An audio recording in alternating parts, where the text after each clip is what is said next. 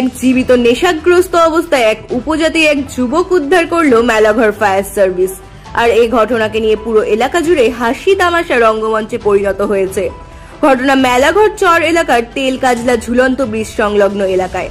ঘটনার বিবরণ প্রকাশ, তেলকাজলা ঝুলন্ত ব্রিজের পূর্ব দিকে প্রায় 100 মিটার দূরে গোমতী নদীর চরের একেবারে গোমতী নদীর কিনারায় এক যুবক বালুচরের মধ্যে শুয়ে রয়েছে। প্রথমে কয়েকজন কৃষক বিকাল 4টার সময় দেখার পর রাত 8টা পর্যন্ত একই স্থানে পড়ে রয়েছে যুবকটি।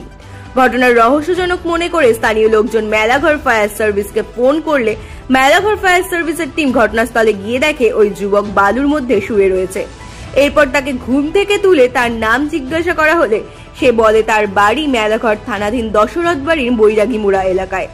এরপর তাকে গোমতী নদীর চর থেকে তুলে এনে জানা যায় সে অত্যন্ত নেশাগ্রস্ত অবস্থায় ছিল। তার স্বীকারোক্তিতে আর কিছু জানা যায়, তার সঙ্গে আরো 2 জন ছিল, তারা নাকি তাকে ছেড়ে পালিয়ে যায়। তবে এলাকার মানুষ ভেবেছিল ও যুবক এখন ঘুমন্ত অবস্থায় ছিল। তারা মৃত ভেবে মেলাঘর ফায়ার সার্ভিস টিমকে ফোন করেছিল। আর এই ঘটনাকে কেন্দ্র করে মুহূর্তের মধ্যে এলাকার মানুষ বিরাট ভিড় দেখতে লক্ষ্য করা যায়। সকলের কৌতূহল ঘটনা কি জানতে গিয়ে এলাকার বিরাট লোকের সম্মুখীন হয়। সবকিছু মিলিয়ে শেষ পর্যন্ত এই ঘটনাকে কেন্দ্র করে এলাকা জুড়ে হাসির মাত্রা তৈরি হয়। তার মানে পুরো বিষয়টাই ছিল হাসির মাত্রা। ব্যুরো রিপোর্ট, রাত দিন ত্রিপুরা। আচ্ছা,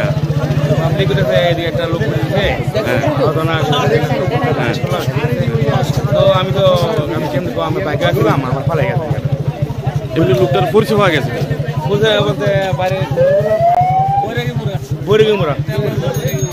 কইতে উদ্ধার করছেন? ঘুম থেকে একদম দেখলাম পাবলিকে খবর দিছে। এমনি তো সুস্থ এই লোকটা। ধর্মনগরের সর্দার বল্লভ